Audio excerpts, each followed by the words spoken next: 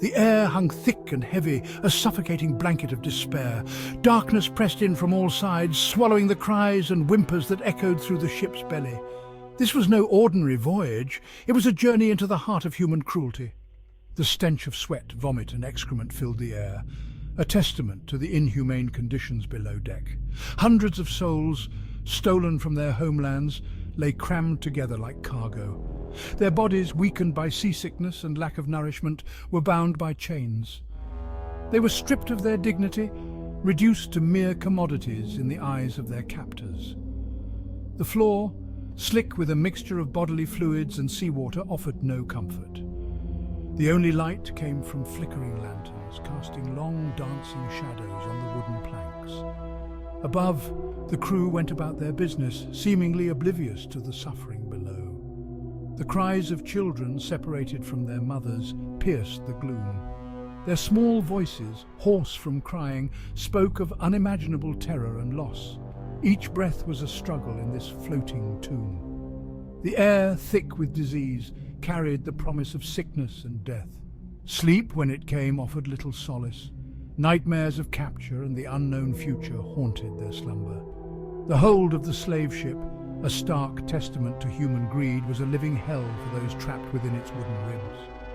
Their journey, a forced exodus across a vast and unforgiving ocean, was just beginning.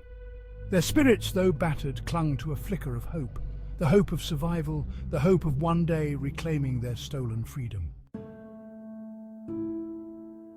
A young man, barely a man, lay chained to the man beside him.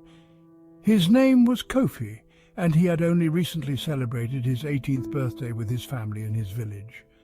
Now, ripped from the life he knew, he found himself adrift in a sea of misery. He closed his eyes, his mind's eye conjuring images of his mother's warm smile, the laughter of his siblings. These memories, bittersweet now, were all he had left of his former life. The man beside him, weathered and scarred, had stopped speaking days ago.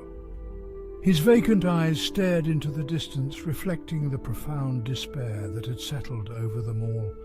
Kofi had learned his name was Ibo, a farmer and a father, stolen from his fields like a common animal.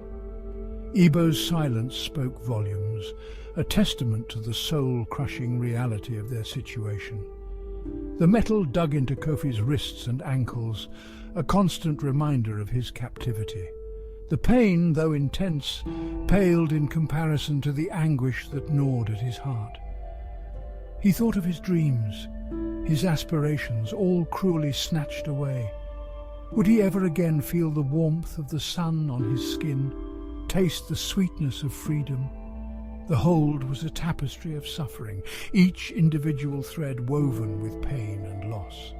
There was Abena, a young mother whose milk had long since dried up, her baby slowly wasting away in her arms.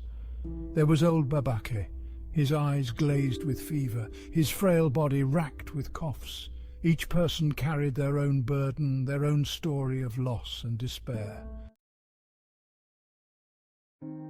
Abena clutched her baby close, her heart breaking with each shallow breath the child took. The baby girl named AFI had been born just weeks before their village was raided. Now her tiny body burned with fever, her cries weak and fading. Abena had tried everything to soothe her child, singing the lullabies of her people, offering what little comfort she could. But the hold offered no respite, no escape from the stench and the suffering. She looked around at the other women, their faces etched with similar pain and worry. Many of them had children of their own, their maternal instincts struggling against the impossible conditions. Abena had seen mothers forced to watch their children die, their cries muffled by the creaking of the ship and the indifference of their captors. The memories of their capture were still vivid in her mind. The chaos, the screams, the feeling of her husband's hand slipping from her grasp as they were dragged apart. She had not seen him since, and the uncertainty of his fate was a heavy weight on her soul. Now she feared she would lose her daughter too, her precious AFI, her last connection to the life she had known. The thought of reaching the unknown shores without her child, of facing a future without her family, was unbearable. Yet even in the depths of her despair, Abena clung to a sliver of hope. She prayed to the ancestors, begging for their protection, their guidance, for a miracle to save her child. A mother's love, fierce and unwavering, was all she had left to offer. Please subscribe, share and like this video for more of African history by an African.